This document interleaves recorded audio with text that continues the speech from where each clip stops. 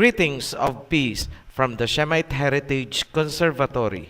Before we proceed to our discussion about the world territories, let me give an advance warning to our audience and subscribers.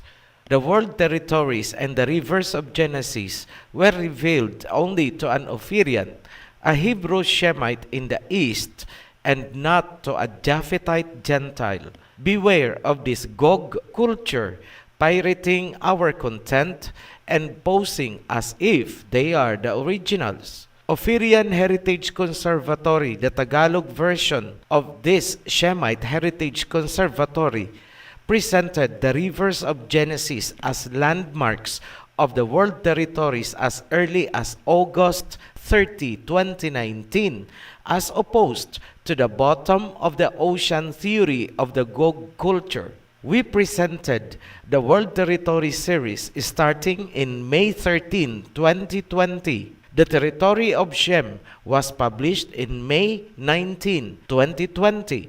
The entire World Territory series was substantially completed in June 2020, last year. The dates speak the truth. Talking about the territory of Shem, trust a Shemite and not a Japhethite. This is our very own heritage. Beware of this copycat, twisted version of a Gentile. In the last video, we have explained the importance of studying the world's family tree and the territories. This is the foundation of the geopolitical events that will happen in the last days as described in the book of Revelation. Each of the sons of Noah and their descending nations were given their own territories. This is the major root and the start of political conflicts among the nations today, as one nation interferes with the domestic affairs of other nations across the territories. The issues seem to be purely political in nature. Many political analysts and peacekeeping organizations failed to understand and resolve these conflicts because they are not aware of the biblical roots. They failed to appreciate the significance of the Bible as a book of history because they dismissed it as a mere book of religion. In the process of exploring the present and future geopolitical events, we started with the family tree as written in the Table of Nations in Genesis chapter 10. We ruled out that the Gentiles repeatedly mentioned in the Bible were the descendants of Japheth, including but not limited to Gog and Magog mentioned in Ezekiel and Revelation. We continued with defining the territories, starting with the major landmarks, that is, the rivers of Genesis, namely Pison, Gihon, Hiddekel, and Parat. Among the four, Gihon serves as the cornerstone that will lead us to the remaining rivers of Genesis and eventually the boundaries of the world territories. In the last video, we explained that Gihon refers to a network of gushing, spurting fountains or geysers, pools or lakes, and valleys or reef. According to Genesis, Gihon is found in the land of Cush, that is, in Africa, while in the book of Kings, it was said to be outside Jerusalem where King Solomon was anointed. Gihon appears to be located in two different places, one in Jerusalem and one in Africa. The segment of our discussion in the last video ended with a guide question as follows. Are there two Gihon River? If yes, is there any possible connection between the Gihon in Africa and the Gihon in Jerusalem? The questions must be resolved for two reasons. Number one, Gihon is a landmark of the world territories. Number two, there are remnants of the chosen people beyond the rivers of Cush, which is actually part of the Gihon River network. Let me read it once more. Zephaniah chapter 3, verse 10. From beyond the rivers of Cush, my worshippers, my scattered people, will bring me offerings. Therefore, the rivers of Cush, which are part of the Gihon network, will guide us in locating some of the remnants of Jacob's Israel.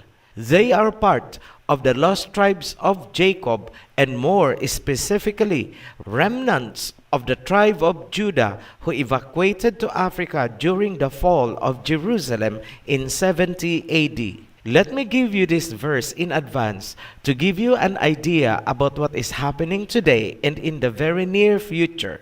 Joel chapter 3 verse 2. I will gather all nations and bring them down to the valley of Jehoshaphat. There I will put them on trial for what they did to my inheritance, my people Israel, because they scattered my people among the nations and divided up my land. As you can see very clearly, number 1, Jacob's Israel is the inheritance of the Messiah from his father.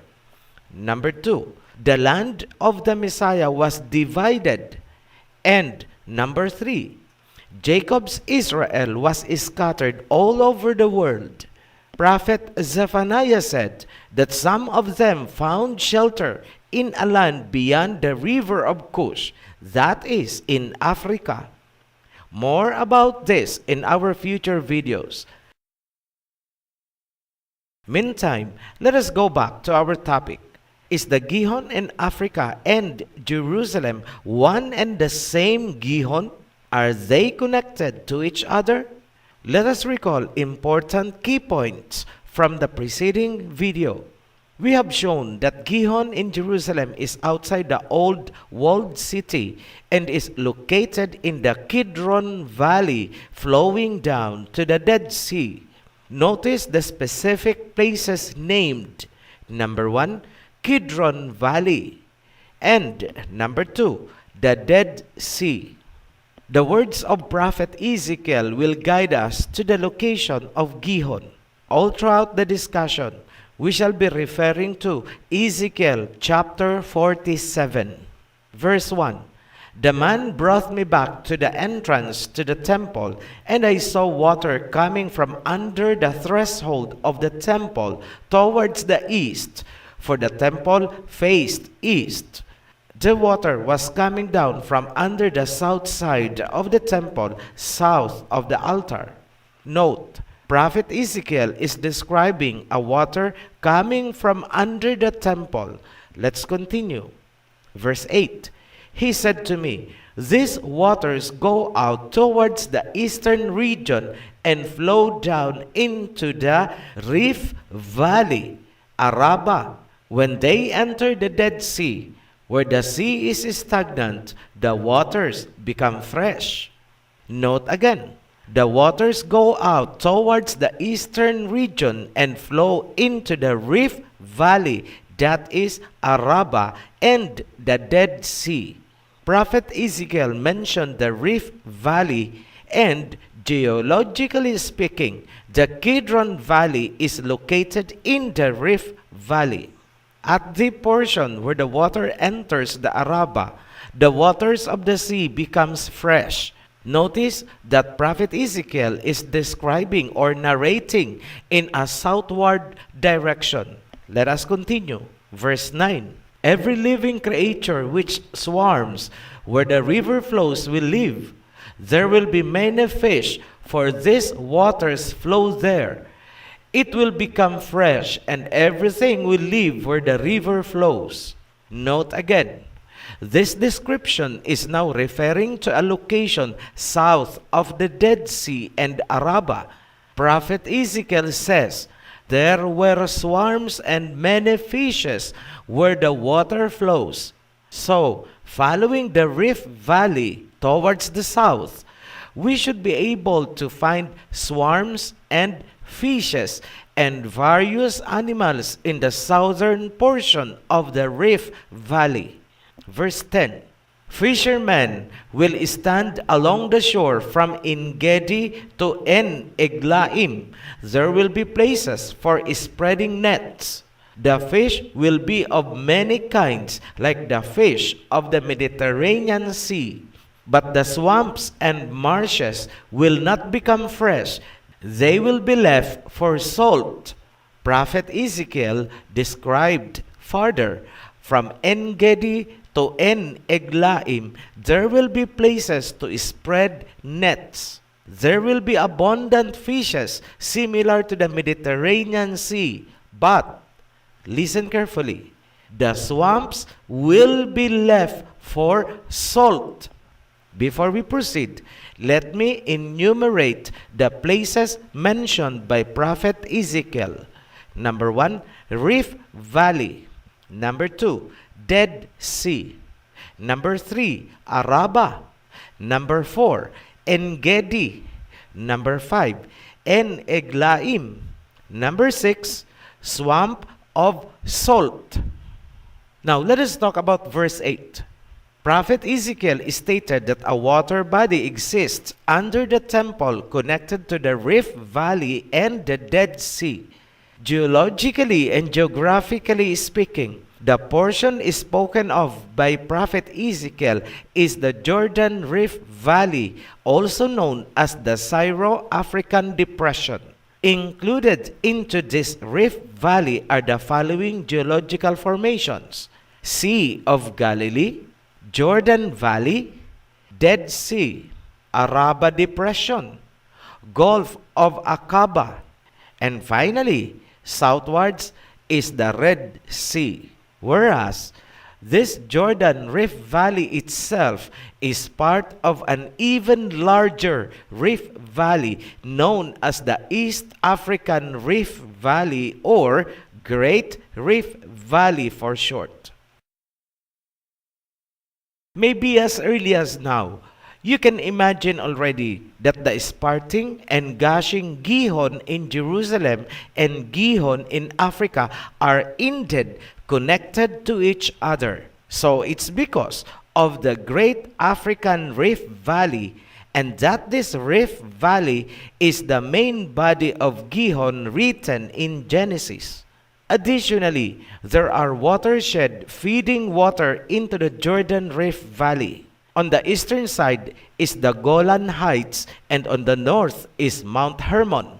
Let us talk briefly about the Golan Heights. The Golan Heights is a plateau with an average height of 1,000 meters, and from its rocky sides, waters flow just like the one shown here. On the other hand, Mount Hermon is a tall mountain whose tops are covered by snow, from where fresh water pours out as shown here. Remember what Prophet Isaiah had written: "On top of the mountains are rivers and streams." Mount Hermon and Golan Heights are parts of the Gihon water system. Let us go back to the writings of Prophet Ezekiel. Verse 9, "Every living creature which swarms where the river flows will live. There will be many fishes, for these waters flow there. It will become fresh, and everything will live where the river flows." In verse 10, it says, "Fishermen will stand along the shore from En-Gedi to En-Eglaim. There will be places for spreading nets. The fish will be of many kinds, like the fish of the Mediterranean Sea." Where is En-Gedi? The word En-Gedi means spring of the kid, located on the western side of the Dead Sea near Masada and Qumran caves. En-Gedi is a popular nature site in Israel today. It is where we could find the David Falls from the slope of the Dead Sea. On the other hand, no one could tell where En-Eglaim is located. There is no En-Eglaim in all of Israel today. It should not surprise you, because En-Eglaim is not in the land of Palestine.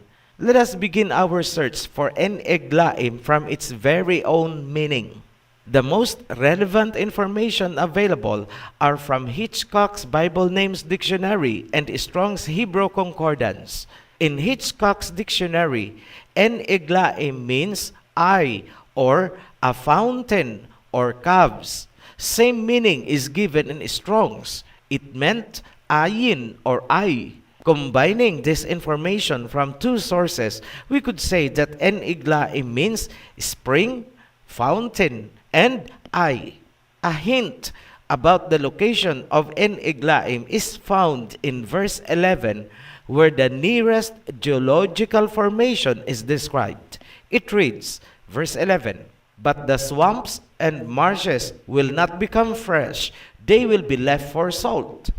Let us always remember that Prophet Ezekiel is describing the entire length of the African Rift Valley from Jerusalem going down southwards to the Red Sea, and geologically speaking, we know that this Rift Valley goes all the way to Africa.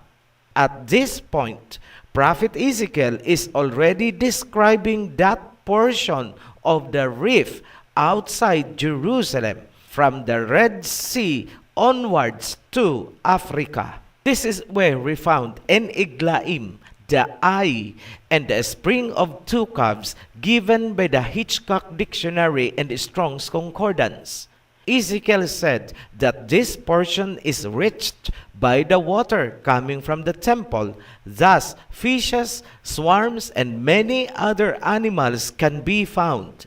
En-Eglaim also have places for spreading nets, but the swamps will be left for salt. The swamps of salt is the landmark to En-Eglaim. Let me show you here a satellite image of Africa where you could see the eye. That is the En-Eglaim. As you can see, the entire Africa continent looks like the shape of the head of an animal bent downward. It has a neck, a horn, and an eye, which is the En-Eglaim. The horn is what we call today as the Horn of Africa. Below the eye are two ponds of pools. The lakes are places for spreading fishing nets as described by Prophet Ezekiel. Let me read once more, verse 10. "Fishermen will stand along the shore from En-Gedi to En-Eglaim. There will be places for spreading nets. The fish will be of many kinds, like the fish of the Mediterranean Sea." How sure are we that this is the place being described by Prophet Ezekiel? We are 100% sure because of the most important landmark, the swamp of salts. Yes, Ezekiel is referring to the miles and miles of salt in the Nakil Valley, which is part of the Great Rift Valley. Having found the swamp of salt in the right direction along the Rift Valley is the assurance that we are not mistaken. Here is a point of analysis. The En-Gedi in Jerusalem is associated with salt of the Dead Sea. Similarly, the En-Eglaim in Africa is also associated with salt. That offers an additional proof that the Gihon in Jerusalem and the Gihon in Africa is biblically and geologically one and the same structure. The Gihon River of Genesis is the Great Rift Valley, which is now being described by Prophet Ezekiel. Now, we need to take a closer look at En-Eglaim. From the swamp of salts, we will follow the direction of the Rift Valley to reach the eye, a pond or lake where there are plenty of fishes. There are swarms of every living creature, and there are fishermen spreading nets, all according to Prophet Ezekiel. Remember again the meaning of En-Eglaim. It is a fountain, eye, and two ponds or coves.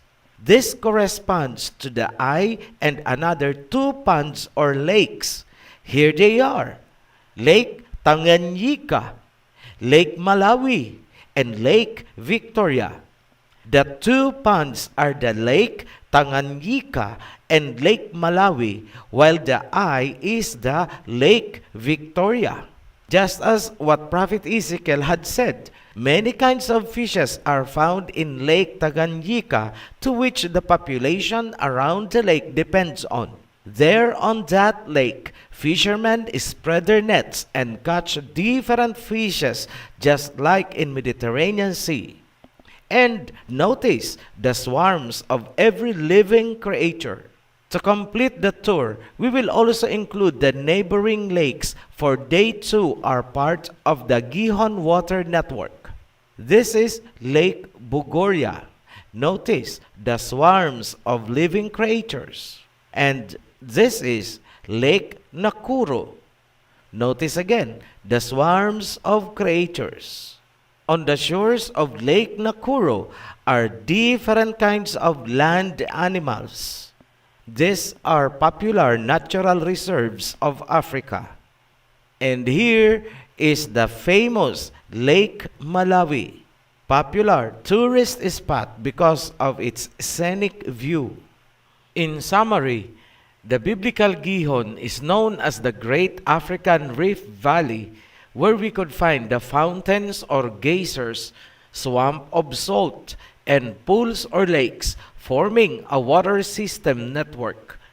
The Great Rift Valley terminates at the shores of Mozambique at the southern tip of Africa, facing the island of Madagascar. The point at which the Gihon terminates is called the Southern Waters of Gihon and is a critical landmark defining the border between the territory of Shem and Ham. This completes our presentation of the segment of Gihon River from the Dead Sea down to its southern tip in Africa. Without bragging, you can check for yourself over the internet. Read as much books as you can and see for yourself if there are any explanation close enough to what we have revealed. None at all. The hidden meanings had been sealed and never revealed to the consciousness of the Japhethite Gentiles since time immemorial. It takes a true Shemite Hebrew to understand the writings of the Hebrew prophets. On our next video, we will present the segment of Gihon from the Dead Sea, moving upwards to the North Pole. We hope you will join us again on this journey. We will pass through the subterranean tunnels, across valleys and mountains, up to the icy North Pole. Is this important? Yes, because we are now determining the landmarks of the world territories. See you then on our next video. Be blessed. Shalom.